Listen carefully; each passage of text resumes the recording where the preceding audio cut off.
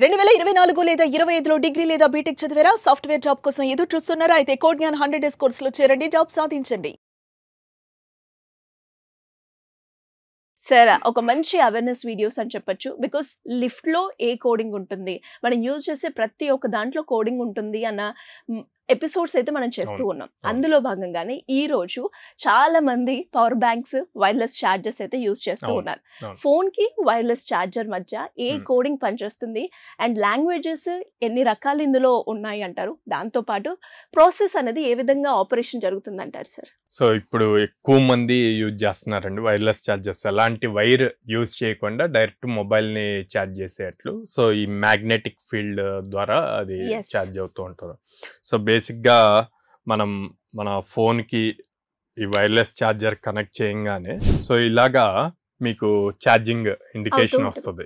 Okay, so ఎట్లా work అవుతుంది అన్నది చూస్తే గనక ఇది కోడింగ్లో ఇక్కడ ఈ రెండు కనెక్ట్ అవటానికి కోడింగ్ ఏమి ఉండదండి.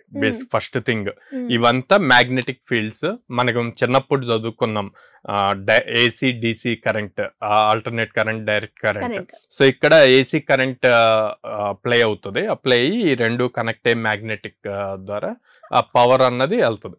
కానీ వీటి లోపల మనకి ఛార్జింగ్ మైక్రో కంట్రోలర్స్ ఉంటాయి అన్నమాట.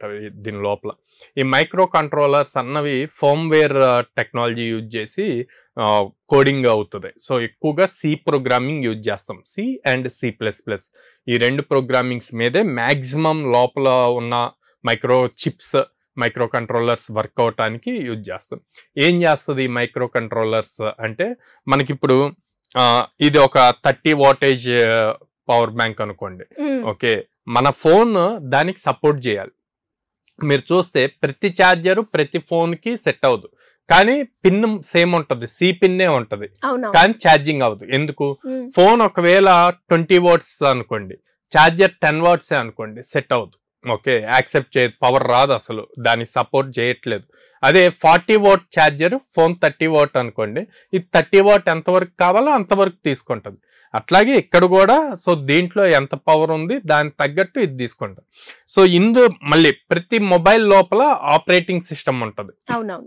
లైక్ మనకి ఆండ్రాయిడ్ ఉంది, iOS ఉంది, ఇట్లా డిఫరెంట్ ఉన్నాయి. సో ఇది మనం ఎప్పుడైతే ఛార్జర్ కనెక్ట్ చేస్తామో, కనెక్ట్ చేయగానే మనకి డిస్ప్లే వస్తుంది, లైక్ ఛార్జింగ్ అని చెప్పి, లేదా ఫుల్ అవుతున్నట్టు వస్తుంది, లేదా మొబైల్ టెంపరేచర్ బేస్ చేసి ఛార్జింగ్ హోల్డ్లోకి వెళ్ళింది అన్నది కూడా మనకి డిస్ప్లే అవుతూ ఉంటాయి. ఇవన్నీ కూడా ఆపరేటింగ్ సిస్టంలో ఆండ్రాయిడ్ అయితే కనుక జావా, కొట్లిన్ ఇట్లా టెక్నాలజీస్ యూజ్ చేస్తాం, ప్రోగ్రామింగ్ లాంగ్వేజ్. అదే iOS అయితే స్విఫ్ట్ యూజ్ చేస్తాం అన్నమాట. ఓకే, ఆండ్రాయిడ్కి iOSకి మల్టిపుల్ ప్రోగ్రామింగ్ లాంగ్వేజెస్లో అవి మెన్షన్ చేస్తారు. ఏం క్రియేట్ చేస్తారు? ప్రోగ్రామింగ్ లాంగ్వేజ్ని బేస్ చేసుకొని కనెక్ట్ అయిన పవర్తో ఛార్జింగ్ స్టార్ట్ అయిందా లేదా అన్నది డిస్ప్లే చూపించాలి. తర్వాత ఎంతవరకు బ్యాటరీ ఛార్జింగ్ అయిందన్నది చూపించాలి. ఏదైనా టెంపరేచర్ ఇష్యూస్ వల్ల మనం చాలాసార్లు చూస్తాం, your phone has high temperature, charging హోల్డ్లోకి వెళ్ళింది అని చెప్పి ఉంటుంది. సో అట్లాంటి అన్ని నోటిఫికేషన్స్ రావడానికి ఈ ప్రోగ్రామింగ్ లాంగ్వేజ్ యూజ్ చేస్తాం అనమాట. అట్లాగే ఒక ప్రోటోకాల్ ఉందండి ఇంటర్నేషనల్ది, వైర్లెస్ ఛార్జర్ సంబంధించి QI అని చెప్పి ప్రోటోకాల్ ఉంది.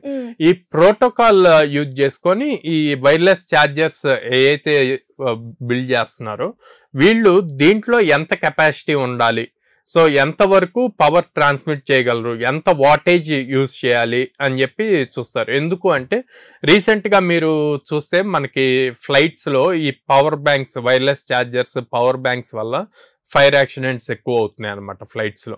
సో వాళ్ళు అట్లాంటివి జరగకుండా ఉండటానికి ఈ ప్రోటోకాల్స్ అన్నవి తీసుకొస్తారు. ఆ ప్రోటోకాల్స్ని ఫాలో అవుతూనే ఇట్లాంటివన్నీ బిల్డ్ చేస్తూ ఉంటారు. సో ఇప్పుడు మనకేమవుద్ది, జనరల్గా ఎదువరకు మనం కంపల్సరిగా ఛార్జర్ మనతో క్యారీ చేయాలి, వెళ్ళినా అప్పుడే మనకు ఛార్జింగ్ ఉంటుంది అనుకున్నాం. ఆ తర్వాత పవర్ బ్యాంక్స్ వచ్చాయి. Power bank 10,000 mAh power banks, ఇట్లాగా 20,000 mAh ఇట్లాగ వచ్చాయి అనమాట.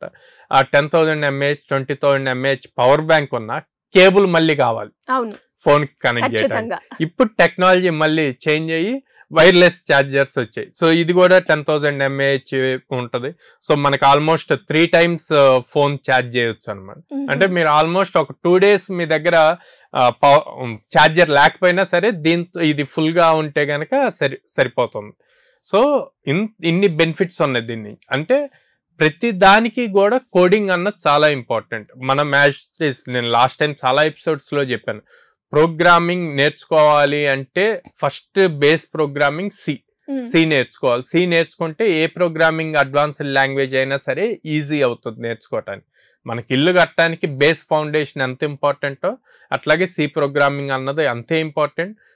చాలా మంది సి అన్నది ఓల్డ్ లాంగ్వేజ్, ఇప్పుడు అన్ని లేటెస్ట్ వచ్చాయి కదా అనుకుంటారు. కానీ యాక్చువల్ గా ఇట్లాంటి లేటెస్ట్ టెక్నాలజీస్ లో బేస్ ని బిల్డ్ చేయాలి, క్రియేట్ చేయాలంటే సి ప్రోగ్రామింగ్ ఇంపార్టెంట్. ఆ కోర్స్ మన దగ్గర అవైలబుల్ ఉందండి. ఇంకేమేమి ఉన్నాయి సార్? మన ఫుల్ స్టాక్ కోర్సెస్ ఉన్నాయి, డేటా అనలిటిక్ కోర్స్ ఉంది, డేటా సైన్స్ కోర్స్ ఉంది. ఓకే, ఎన్ని డేస్ ఉంటుంది సార్ కోర్స్ డ్యూరేషన్? 100 days ఉంటుందండి. అదే సి ప్రోగ్రామింగ్ అయితే 45 days ఉంటుందండి. ఓకే, అంటే మీరు అన్నట్టుగానే ఈ 100 days కోర్స్ కనుక ఎవరైనా జాయిన్ అవ్వాలి అన్నా ఏ విధంగా ఉంటుందంటారు ప్రొసీజర్? సో 100 days కోర్స్ ఉంటుందండి. మనం కంప్లీట్ బేసిక్ నుంచి అడ్వాన్స్డ్ లెవెల్ వరకు రియల్ టైమ్ ప్రాజెక్ట్స్ తో నేర్పిస్తాము. అండ్ దెన్ వాళ్ళకి ఏవైతే ప్రాజెక్ట్స్ చేస్తారో వాటిని షోకేస్ చేయడానికి resume preparation, online profile maintain చేయడానికి లింక్డ్ఇన్ ఎలా చేయాలి, గిట్ హబ్ ఎలా మెయింటైన్ చేయాలి, ఇవన్నీ కూడా నేర్పిస్తాం అనమాట. At the same time course నేర్పిస్తే సరిపోదు కదా, అల్టిమేట్ గా ప్లేస్మెంట్స్ కావాలి. సో ఆ ప్లేస్మెంట్ ఆపర్చునిటీస్ ఇస్తాం. ఒక మంత్ లో మినిమం 15 drives ఇస్తాం అనమాట.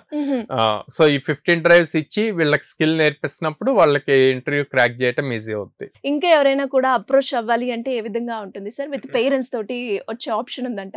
మా పేరెంట్ అండ్ కిడ్ బోత్ ఇద్దరు క్యాంపస్ కి విజిట్ చేసి కౌన్సిలర్స్ తో మాట్లాడి, ప్రెసెంట్ ట్రైన్ అవుతున్న స్టూడెంట్స్ తో కూడా మాట్లాడి అప్పుడు డెసిషన్ తీసుకోమంటాను.